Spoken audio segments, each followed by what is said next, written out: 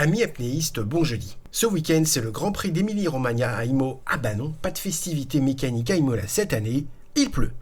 On va regarder ça tout de suite.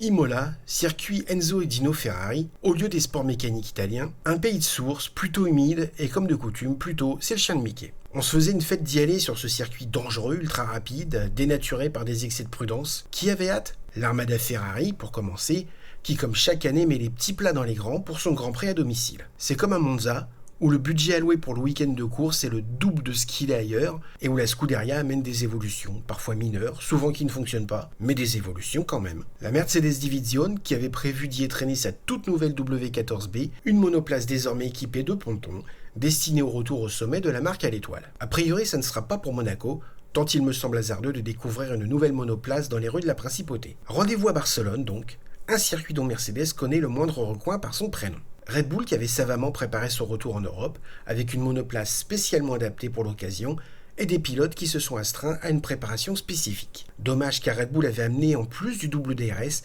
un nouveau système double palme, double tuba, dont Adrian Newey est particulièrement fier. Il n'y aura pas de Grand Prix ce week-end, et pour une fois que la sécurité des pilotes prime sur le sacro-saint pognon, respectons humblement cette sage décision et prions Saint Grisby. Mais pourquoi tant de précautions ? Il a pourtant déjà plu à Imola, comme en 1991, où les pilotes sortaient avant Rivazza dès le tour de formation. Le Nil en cruse ébranle le circuit. Mais depuis le 1er mai 1994, le promoteur est pétrifié à la simple idée que le sport mécanique puisse être dangereux, et les pilotes doivent désormais porter une veste en velours à coups d'hier, porter la barbe, fumer la pipe et parler russe. J'ouvre une parenthèse sérieuse. On ne saurait blâmer l'organisateur pour des précautions sages, que je me plais à considérer comme un hommage respectueux envers Roland Ratzenberger et Ayrton Senna. Ayrton Senna qu'on ne présente plus, et pour ceux qui veulent en savoir davantage, je ne saurais trop leur conseiller mon excellente vidéo lui étant consacrée. Mais Roland Ratzenberger, qui s'en souvient ? Lui dont on a appris l'existence au moment de son décès.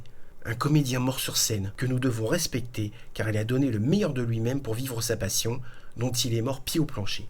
Mourir en vivant sa passion à 100% est respectable, honorable et je l'envie. J'envie Roland Ratzenberger d'avoir pu mourir en vivant son rêve, car nous sommes si nombreux à périr d'une mort à la con, d'une mort sinistre, d'une mort horrible, sans jamais avoir pu vivre nos rêves. Je me souviens que le jour de sa mort, tout le monde disait qu'il était anormal de laisser courir un pilote n'ayant pas le niveau, dans une écurie n'ayant pas elle non plus le niveau de la Formule 1, que ce genre de drame était dès lors inévitable.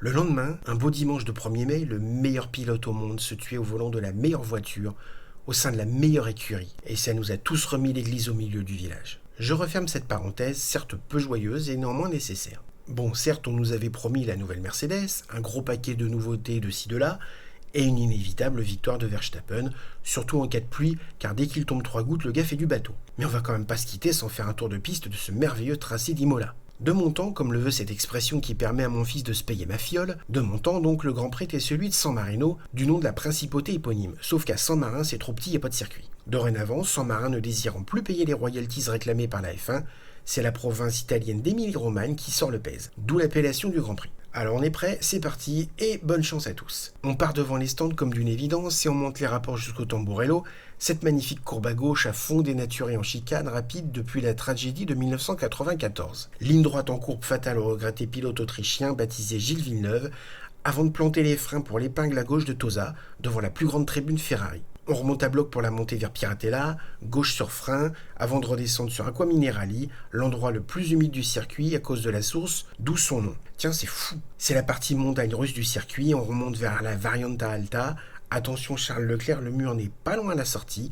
On incline sur la droite dans Gresini, puis on plonge à gauche pour le double de Rivazza, on y déguste un café. Ensuite, c'est à fond jusqu'au Tamburello, puisqu'on a enlevé la chicane à l'entrée des stands, chère à Rubens Barrichello. Et voilà, c'était le tour du circuit Enzo et Dino Ferrari. Faut que je me présente, je m'appelle Henri. Non, sérieusement, je me présente, j'ai vu mon premier Grand Prix en 1984, ce qui ne me rajeunit certes pas. Je n'ai pas raté le moindre Grand Prix depuis le début 89. C'est-à-dire si j'en ai vu et entendu des conneries dans ma vie. J'ai vu à Imola, Berger brûler dans sa Ferrari en 89, dans le Tamburello, décidément. Prost et Senna se brouiller comme des œufs en 89 dans Tosa, Nigel Mansell se prendre pour Nigel Mansell dans Villeneuve en 90, j'ai rencontré la mort en 94, mais il y a une chose que j'avais encore jamais expérimentée, l'annulation d'un Grand Prix. Un report au lundi dans les épreuves américaines disputées sur ovale, car il n'y a pas de pneus pluie à Indianapolis, j'ai déjà vu. Mais en F1, jadis, quand un pilote se tuait en essai, on donnait le départ de la course. Quand un pilote se tuait en course, on donnait le restart. Télévision oblige, respect aux familles au fond des oubliettes, sans Grisby aura pronobis. Comme quoi c'était pas toujours mieux avant,